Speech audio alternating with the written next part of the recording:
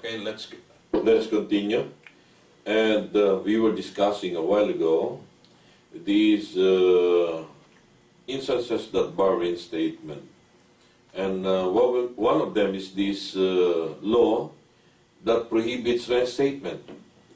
Republic Act 8042, otherwise known as the Migrant Workers and Overseas Filipino Act, does not provide for reinstatement in case of dismissal of an overseas Filipino worker, including seamen. However, in a case decided by the Supreme Court, overseas Filipinos, including seamen, are entitled to their salaries corresponding to the unexpired portion of their employment contract, based on a decision decided by the Supreme Court in Serrano versus Gallant Maritime.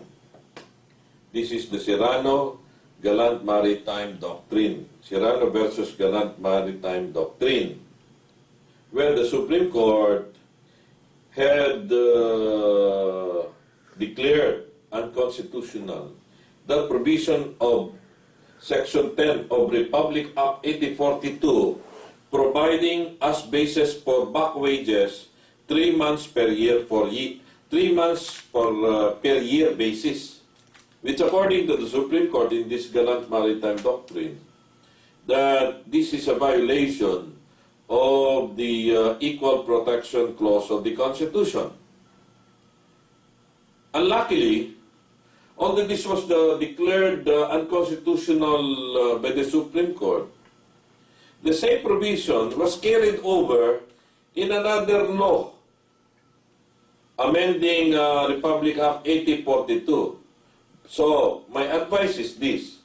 The fact that although this was carried over in a subsequent law, the same tenor, still that particular provision was already declared unconstitutional because it still was the basis of the Supreme Court in providing this or in pronouncing this Gallant Maritime Doctrine, that it is what? That the salaries or wages shall be for the unexpired portion of the employment contract. So 3 months per year basis, abolished already. Now, so they're entitled to this. Now, in the case of land-based workers, they are entitled to a refund or reimbursement of their placement fee plus 12% per annum interest. However, in the case of seamen, since there is no placement fee to talk about, they are not required to be paid, or they are not required to be refunded with placement fee. No? So no refund of placement fee because seamen are not required to pay placement fee in the first place. Okay. Another instance where reinstatement is not proper. This was given in the bar last year. This is the doctrine of fiduciary relationship. What is this doctrine of fiduciary relationship? That there are some certain workers like house helpers who are prohibited by law or under this principle to be reinstated on the ground of fiduciary relationship. So, in the event that the house helper is reinstated, of course, pwedeng magnakaw yan, pwedeng sunugin ang bahay mo, gagawin motel ang bahay mo, no? Worse, because the house helper will now revenge against the family employer. Sabi niya, this high time to revenge. So the lady employer required her to fry a piece of hamburger. Before frying the piece of hamburger, he placed something coming from his nose. He placed booger. So the hamburger became hamburger. Oh, imagine shall we say, an act that may have been committed by the house helper in order to revenge against the employer, which I call this as a kulangot doctrine. But, it was given in the bar just the same, no? You may not know this might be given again in the future. That's why last year I told the bar candidates to read the provisions on house helpers, and about 3 or 4 MCQs on house helpers were given. Aside from this house helper fiduciary relationship, the overtime of house helpers. Take note that the house helper entitled to overtime beyond 10 hours, not 8 hours. No? So these were given in the bar last year. So you cannot take chances. Read everything. Right. So that's a reinstatement.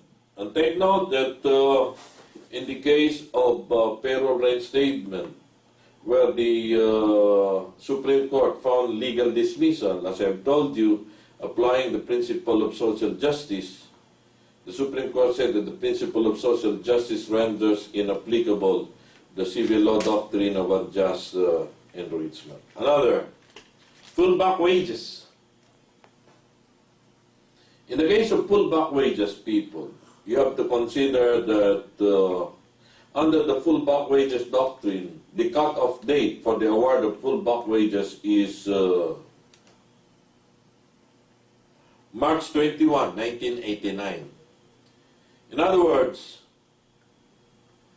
if the case accrued prior March 21, 1989, the prevailing doctrine is not full-back wages, but it was the doctrine laid down by the Supreme Court in 1974, and that is the Mercury Drug Company Incorporated versus Court of Industrial Relations, known as the Mercury Drug Doctrine, or that is also known as the 3-year back wages doctrine without qualification or deduction. Another term for that. That is also known as the T-Hanky formula. 3-year back wages without qualification or deduction is also known as the T-Hanky formula. T-Hanky formula. Take note of that. 3-year back wages doctrine, or the Mercury Drug Doctrine. 3-year back wages without qualification or deduction. Now, if the case accrued on March 21, 1999 and thereafter, the prevailing doctrine would be full back wages without qualification or deduction. What do you mean by full back wages? Full back wages simply means what? Back wages without qualification or deduction brought about by outside earnings. In other words, income from other sources. Income from other sources cannot be deducted or qualified by back wages. Yan ang ibig sabihin. That's the meaning of full back wages. Back wages without qualification or deduction, where income from other sources cannot be deducted. That's the meaning of full back wages. Take note of this. Of course, if you were dismissed for cause, there is no full back wages. In case of an act of state, in case of closure of business, no? These are also, what do you call this? Instances that bar the payment of full back wages. No? Take note of this. By the way, before I forgot something which is very important. Those authorized causes, I failed to discuss this closure of business. closure of business contemplates total closure of business. If the total closure of business is grounded on severe economic losses, severe financial reverses, there is no more need for an employer to pay separation pay.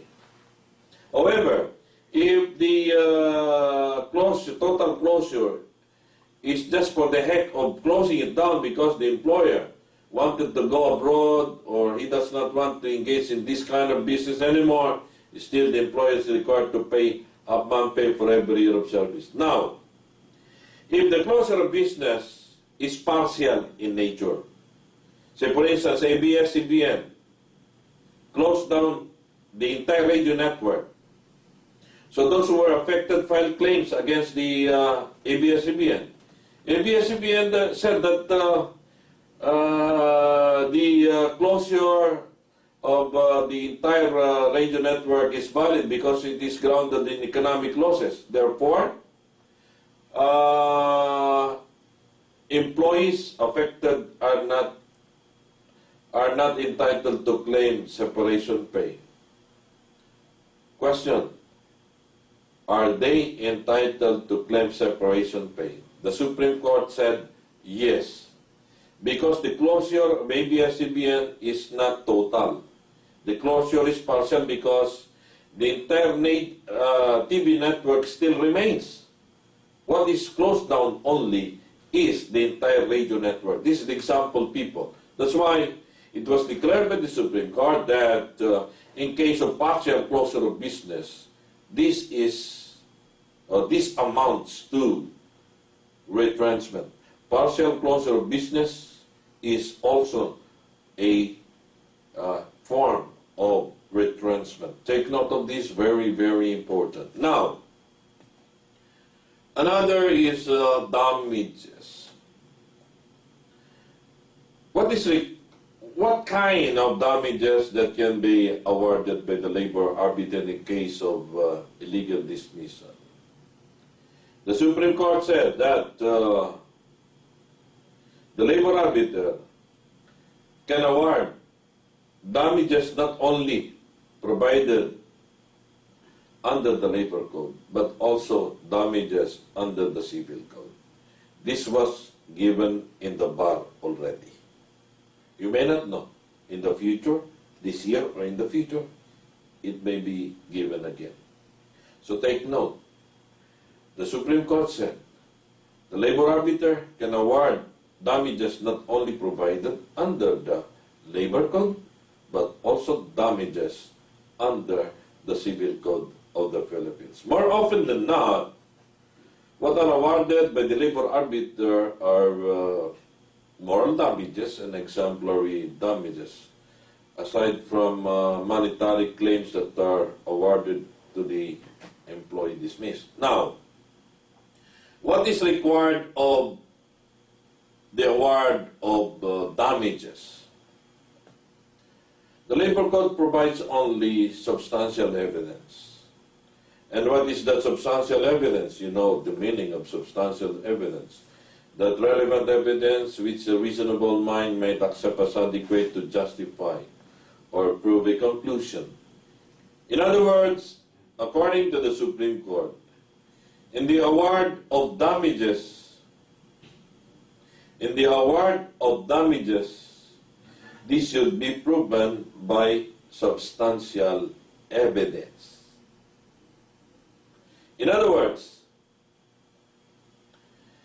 the legal basis, the factual basis for the award of moral damages or other types of damages shall be proven by substantial evidence. According to the Supreme Court, it's not a mere recital of the basis of the award of damages.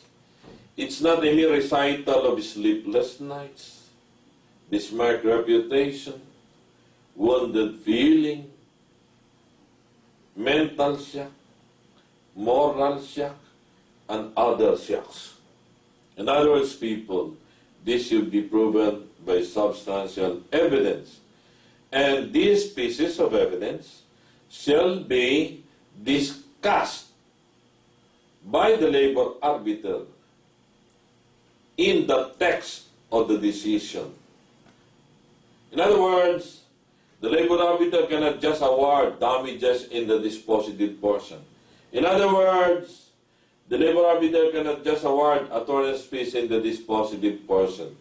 The legal and factual basis shall be discussed by the labor arbiter himself in the text of the decision of the labor arbiter. Take note of this. Very, very important, people. Okay, now,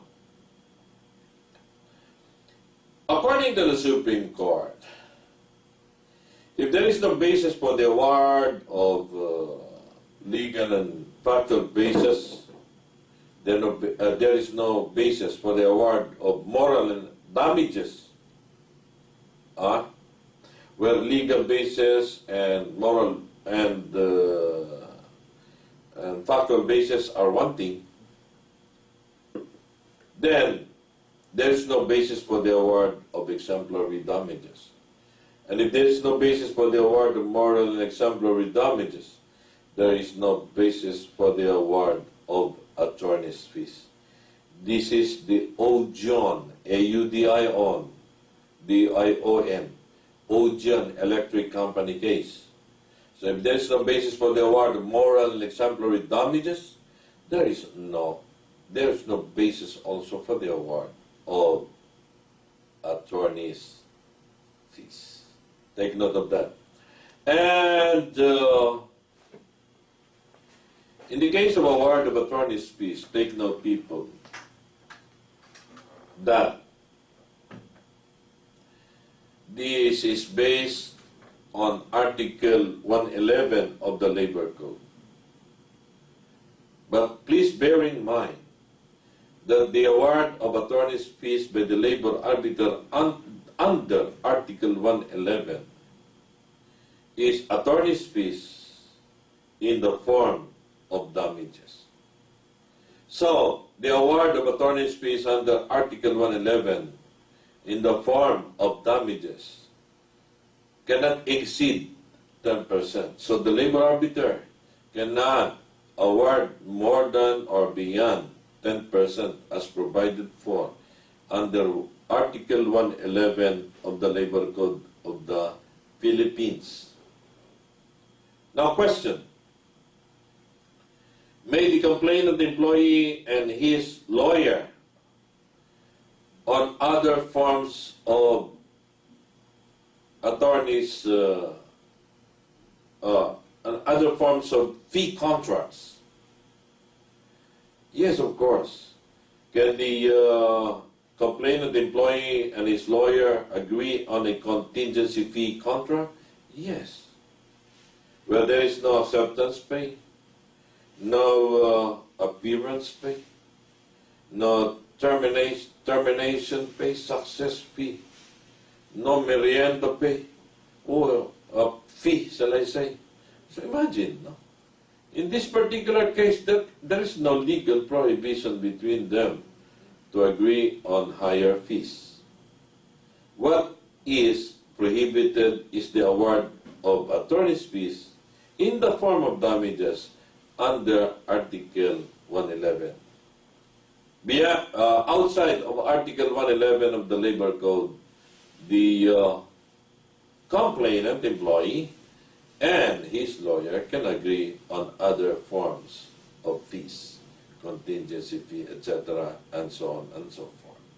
So take note of this, very important. Now, in the case of other benefits, these are, of course, included in the prayer of other reliefs being sought by the labor arbiter in his case of illegal dismissal. By the way, may I tell you that the probationary period for teachers is 3 years. Another is that in the case of 3 years, probationary period for teachers. Voluntary repatriation of seamen of overseas Filipino or overseas Filipino workers is also treated as a form of as a form of voluntary resignation.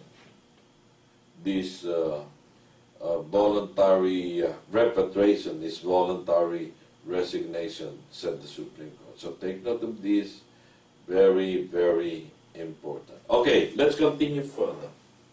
Now, in the case of Article 3, we are just through with Book 6, with Book 7 of the Labor Code. Oh my God, we have already treated this substantially, and we are still on the constitutional provisions that affect labor. Okay, Article 3, the Due Process Clause. We have this freedom of association clause under Article 3 of the Constitution.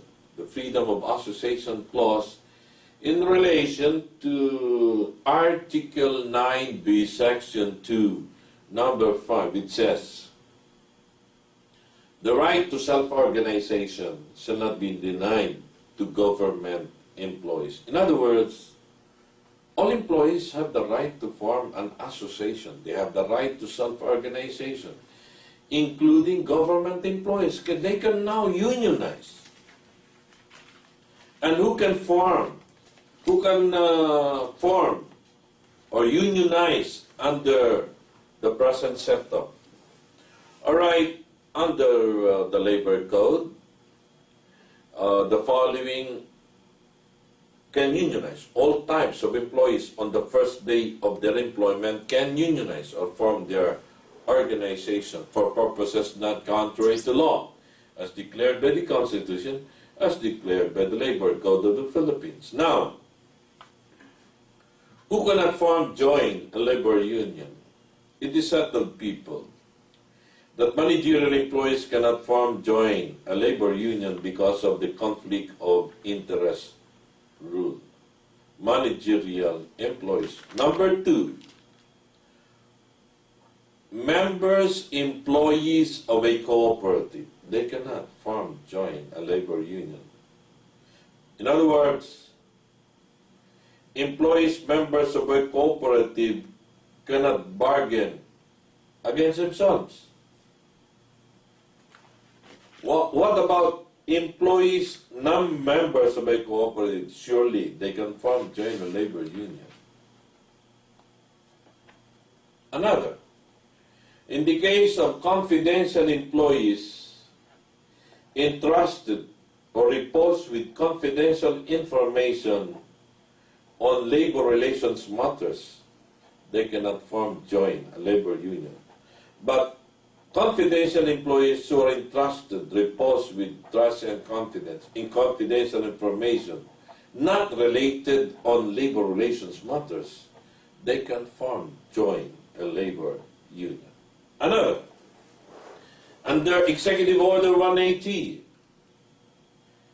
which created the Public Sector Labor Management Council. Take note that the body that has jurisdiction over matters involving the right to unionism, the right to collective negotiations under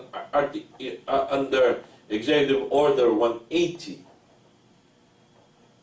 All of these are cognizable by the Public Sector Labor Management Council, created pursuant to Executive Order 180.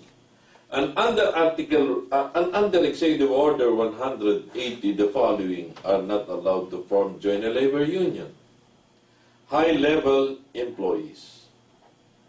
These high-level employees are those counterparts of managerial employees in the private sector. Ang tawag dyan sa government sector, high-level employees. 2, the members, officers, members of the Armed Forces of the Philippines, officers, members of the Philippine National Police, officers, members of the Bureau of Jail Management and Penology. And the last one, officers members of the Bureau of Fire Protection. They cannot form, join a labor union. Therefore, they cannot stage a strike. In other words, people, these are types of employees under the private sector, under the government sector, who cannot form, join a labor union. Okay. Of course, if employees in the government sector can unionize, therefore, does it mean to say, shall I say, that these government workers or government employees have the right to stage a strike? No. A strike of government employees is a civil service offense, violative of PD 807, otherwise known as the Civil Service Law. Take note, people, that government employees are civil servants. Their primary job, their primary duty responsibility is to serve the people. So, since they serve the people, they can unionize, but they cannot stage a strike. Take note of that. However, although government employees have the right to unionize, they do not have the right to collective bargaining agreement. They do not have the right to collective bargaining, shall I say. But they have the right to collective negotiations. In the private sector, the agreement is known as the collective bargaining agreement. In the government sector, that is known as the collective negotiations agreement or collective negotiation agreement. CBA, private sector. CNA, government sector. So, government employees cannot stage a strike because a strike of government employees is a form of an insurrection against public authority in the light of the principle of state sovereignty. It is on the very basis of the principle of state sovereignty that government employees cannot stage a strike. Secondly, it is a civil service offense. Thirdly, employees in the government sector cannot stage a strike because a strike of government employees in the government sector will tremendously affect the delivery of basic vital services. Imagine members of AFP staging a strike, and the Philippines was attacked by China. And when the AFP on strike were called to active duty, they said, "Oh, we cannot fight because we are on strike." Oh my God. The PNP is on strike. Oh my God. The bad elements are in a, they are very happy because they can rob banks, kill people, etc. and so on and so forth. The jail guards were on a strike. Oh, of course, those in jail will be very happy, like the Ampatuans. Oh my God. Oh, very good. The jail guards are on a strike. Oh, we can get out of this hell. Oh, and the last one. The firefighters were on a strike. They staged a strike. There was a fire in one building in Makati. But when they were called upon to put off the fire, the firefighters said, "Oh, please, we are on strike. We cannot go there." Imagine the tremendous effect on the delivery of vital, basic services to the people because of strike. That is the reason why government employees cannot stage a strike. Take note of that. All right. So the right to form association. Under the law, who can unionize? Of course, what is contemplated under the labor code is a legitimate labor organization. One that is registered, in the case of federation or national union, with the Bureau of Labor Relations. In the case of local unions or independent unions, they are registered with the regional office of the DOLE, with the labor organization unit and registration unit of the DOLE office in the regional DOLE office. So, national unions, federations are registered with the BLR. Other unions, local unions, registered. Independent unions, registered with the regional office of the DOE. Complying with all the requirements of law.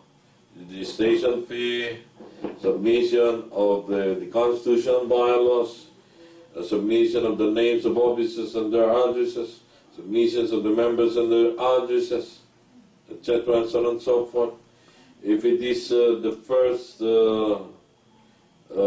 is not yet in existence for 1 year, this labor organization, the organizational minutes of the organizational meeting attested by the President, prepared either by the Secretary, as the case may be, submitted to the regional office of the DOLE. Once you have complied with all the requirements for submission, it is now ministerial on the part of the regional office to issue a certificate of registration. Now, question, what are the legal effects of registration? Pwedeng ibigay sa bariyan by way of MCQs. What are the legal effects of registration? When you talk of legal effects of registration, these are actually rights of a legitimate labor union.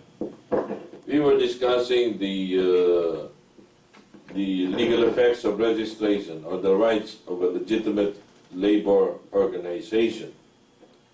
These rights are very important because these are the consequences or effects of registration, either with the Bureau of Labor Relations or with the regional office of the DOLE. Now, what are the legal effects of registration or the rights of a union under the law? First, the right of representation, which only applies to the members of the union.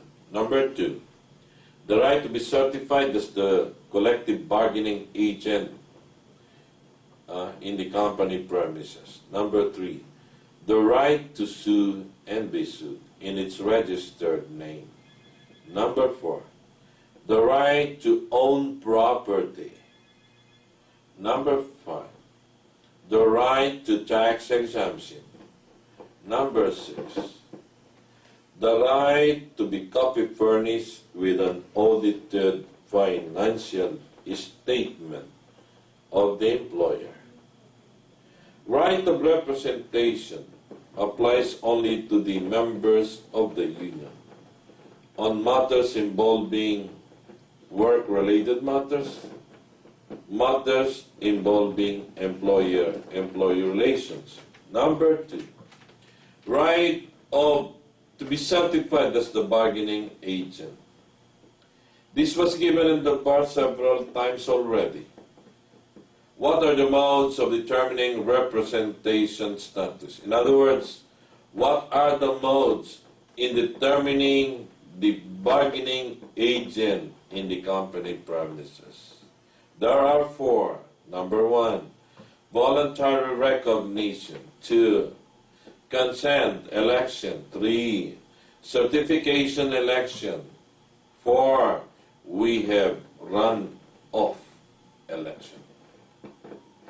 In other words, people, when you talk of voluntary recognition, this is a form of determining the bargaining agent in the company premises. But take note that in voluntary recognition, take note that there is only one union in the company premises. And this union has the majority status in the bargaining area. And this only union in the company premises was voluntarily recognized by the employer. The fact of voluntary recognition shall be communicated to the regional office of the dole. In other words, the union and the employer should notify the regional office as to the fact of voluntary recognition. Once it is embedded, inscribed in the list of voluntary recognized unions, from that date on, this only union in the company premises that is voluntarily recognized by the employer shall be the only collective bargaining agent within the company premises. Question. In voluntary recognition, does one-year bar rule apply, or otherwise known as the certification year bar rule? But in my book, I discussed this. I consider this as a one-year bar rule. Does one-year bar rule apply in voluntary recognition? Yes. It simply means that no elections shall be conducted within 1 year following the final election result, which applies also to voluntary recognition.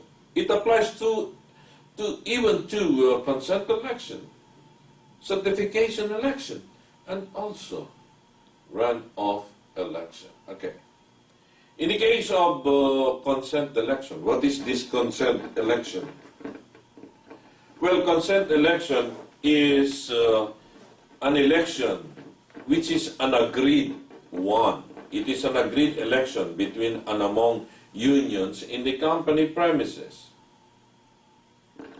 So this is an agreed election between among unions in the company premises.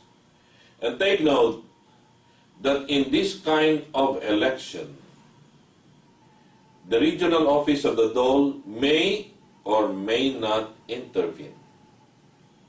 Pwedeng wala ang dole representation or intervention. Pwedeng meron upon the invitation of the contending unions in the company premises who agreed on a consent election. So with or without. Kasi in the case of certification election and run-off election, it is always with intervention of the dole. So consent with or without intervention of the dole. So take note of that. Very, very important. Okay, now, does 1 year, anyone who wins in a consent election shall be declared as the bargaining agent in the company premises. And this union that won in a consent election shall be the bargaining agent within the company premises. And no election shall be conducted, no certification election shall be conducted within 1 year following the final election result under the 1 year bar rule. Another is certification election. This is a favorite term. This is a favorite area in the bar. So what is certification election? This is otherwise known as the sole concern rule,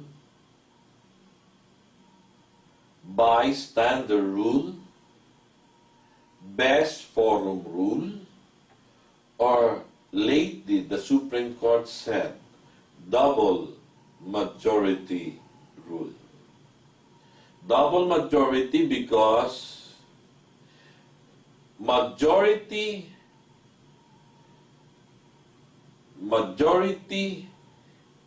of the employees in the bargaining unit shall vote in an election. So the first majority. The winner shall garner the majority votes. The second majority rule. So this is branded by the Supreme Court as the double majority rule. This is also known as the best forum rule because according to the Supreme Court, the certification election is the sole concern of the employees, where the employer is a mere stranger or bystander, it being the sole concern of the employees. It is the best forum in determining the will of the employees. That is the certification election. Now, once a union won in a certification election, it shall be declared as the bargaining agent within the company premises. But instances may happen, people, where the majority of the employees in the bargaining area do not want to be represented by a union. In other words, in a certification election conducted and no union won. So in the event that a no union won, thus in the event that a no union won, is there a valid certification election? Yes, of course. There's a valid certification election, said the Supreme Court. Because although a non-union won, the certification election conducted is still a valid, effective certification election conducted in the company premises. Only that a no union won, meaning to say that the majority of the employees in the bargaining unit do not want to be represented by any union, which should be respected, although albeit in a negative aspect. Take note that the right to form a union, the right to form an association, may be in its positive or negative aspect. Positive in the sense that they have the right to unionize, the right to join, the right to be represented. Negative, the right not to join, the right not to be represented, albeit in its negative aspect. But that should be respected by said the Supreme Court, because workers, employees can exercise the right to form association even in its negative aspect. Perhaps a no union won because most of the employees in the bargaining premises are members of the Iglesia ni Cristo, members of the Iglesia ni Cristo whose religion does not allow to join a labor union. But of course, although they are allowed not to join a labor union, they are allowed to vote in a certification election.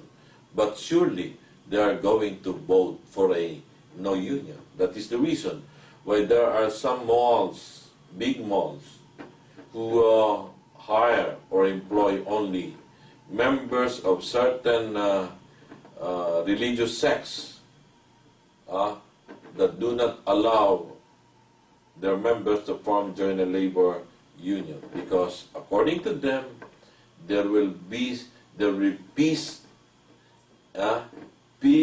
in the working area. For some time, if the workers are members of the Iglesia ni Cristo.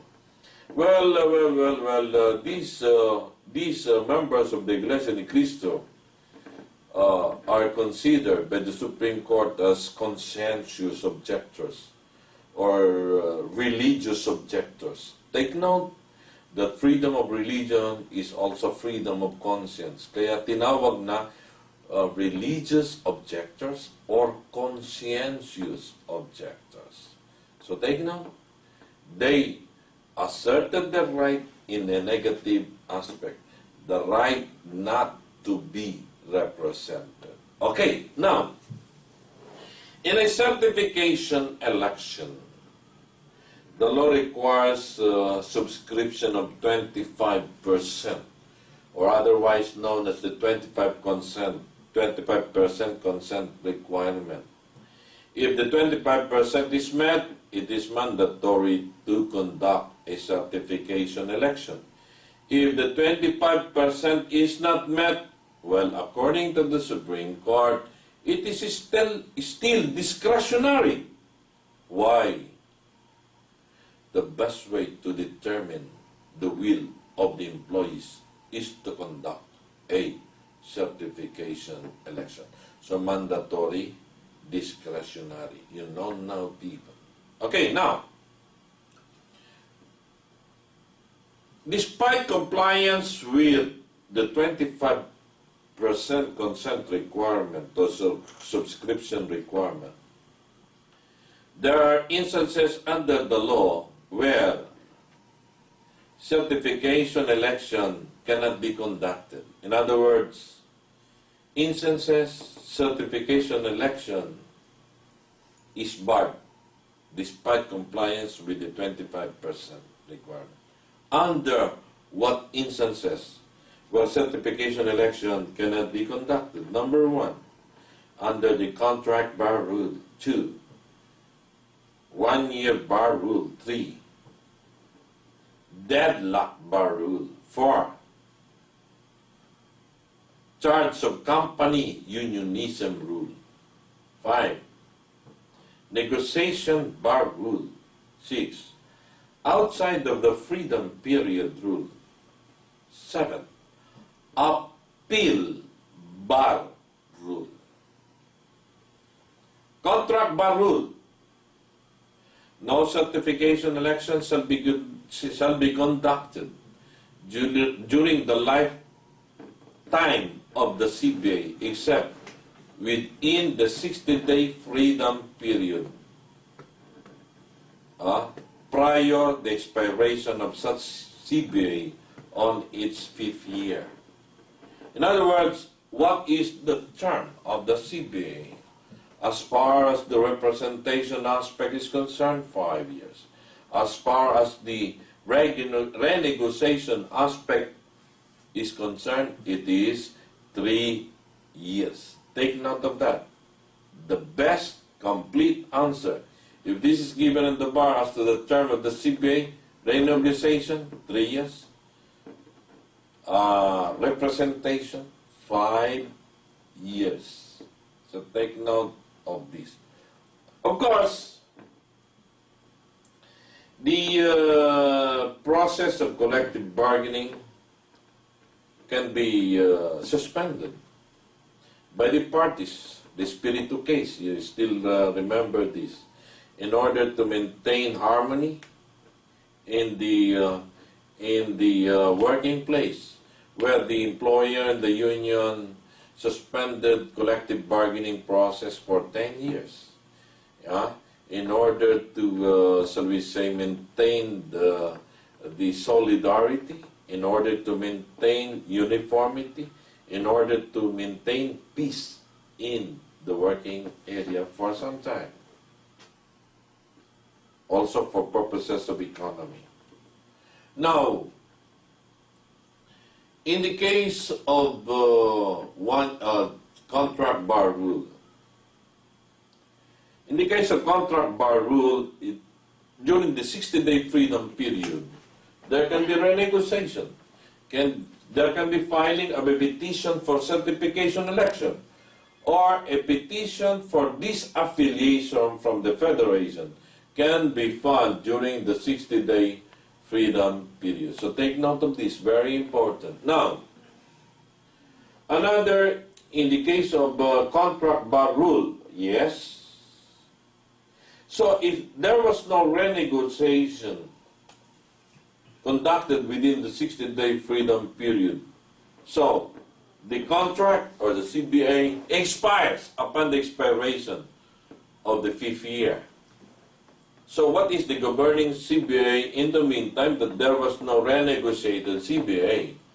Under the principle of CBA continuity, under the automatic renewal clause, under the principle of holdover, the old CBA subsists in order to prevent any hiatus in the relationship between the employer and the employees of the union in the company premises. In the meantime, that there is no governing CBA during the period that there is no renegotiated CBA.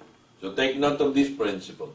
The principle of CBA continuity, automatic renewal clause, the principle of holdover. Take note of this. Very important. Now, another is this one-year bar rule. I have discussed this a while ago. Deadlock bar rule. So if there was a deadlock because of bargaining deadlock, which has been the subject of a notice of strike or lockout, subject of conciliation, mediation, subject of the principle of improved offer balloting and the principle of reduced offer balloting, you cannot conduct a certification election in the meantime under what we call deadlock bar rule. Charge of company unionism rule. What do you mean by this? When you talk about charge of company unionism, this charge of company unionism or charge of company domination or charge of captive unionism rule, this is an unfair labor practice, which according to the Supreme Court is a prejudicial question that shall be resolved before conducting a certification election. So take note.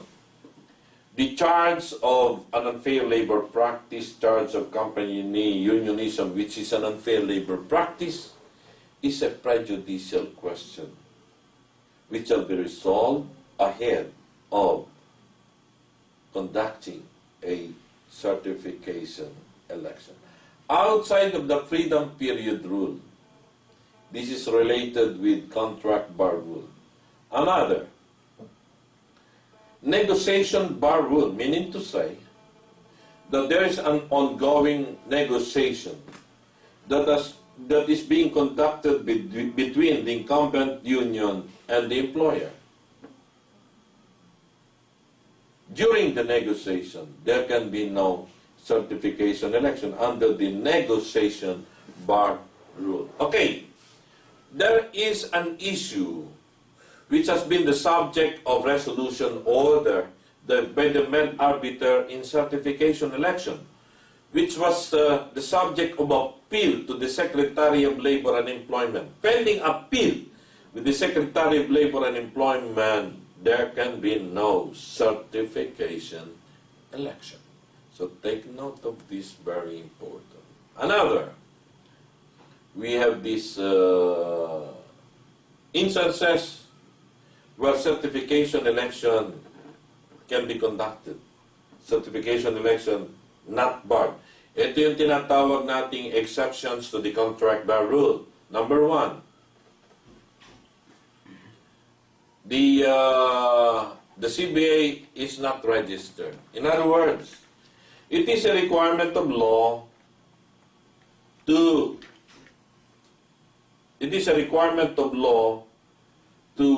register a CBA agreed upon by the parties. Without such registration, it will not bar certification election.